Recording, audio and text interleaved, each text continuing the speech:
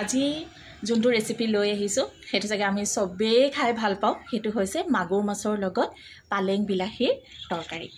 ইয়াৰ কাৰণে মই ৰেচিপিৰ কাৰণে 5টা মাগুৰ মাছ লৈ লৈছোঁ। বহুত ডাঙৰ নহয়, মিডিয়াম সাইজৰ। লগত লৈছোঁ পালেং শাক 2 মুঠি, মেথি গুটি, পকা 2টা বিলাহী, জলকীয়া, হালধি, নিমখ আৰু মিঠাতেলটো আছে।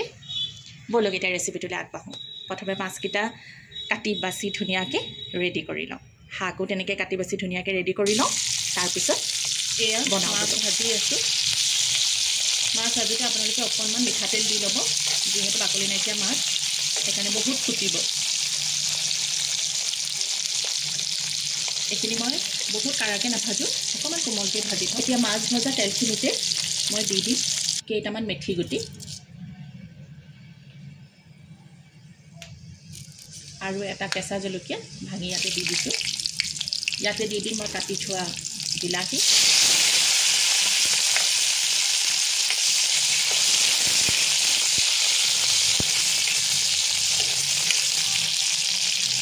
বিলাহীখিনি অকণমান ভজা ভজা হ'বলৈ দিম।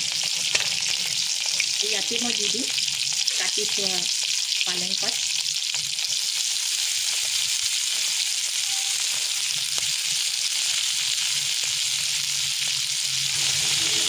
এইখিনি মিক্স কৰি ল'ম ভালকৈ।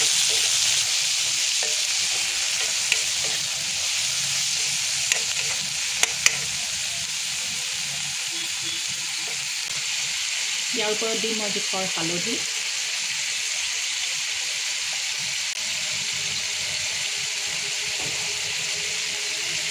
নিমখ।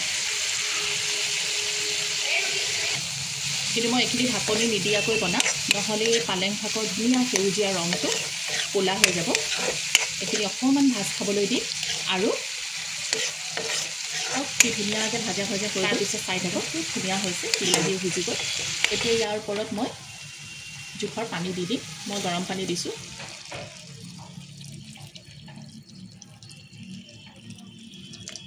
এতিয়া মই এইখিনি প্ৰায় 2 মিনিটমানৰ কাৰণে ভালকৈ উতলিবলৈ দিম। কয় নহয় বক বককৈ উতলিব লাগিব, সেই তেনেকৈ উতলিব দিম।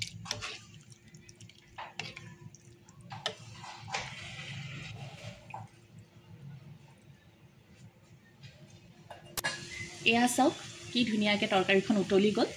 এতিয়া ইয়াতে মই মাগুৰ মাছকেইটা দি দিম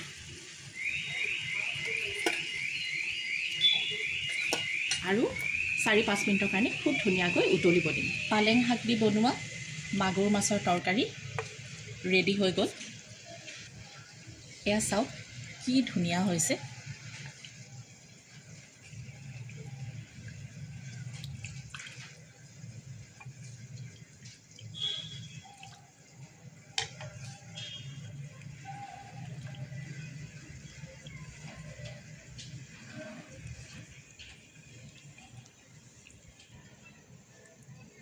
এনেকুৱা নতুন নতুন ৰেচিপি লৈ পুনৰ আপোনালোকৰ ওচৰলৈ আহিম।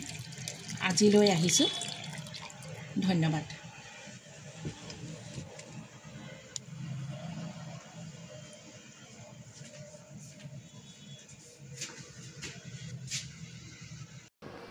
ভাল ভাল বনাব আৰু সৰহ সৰহকৈ খাব, কাৰণ খানা মেইন। আকৌ লগ পাম দেই।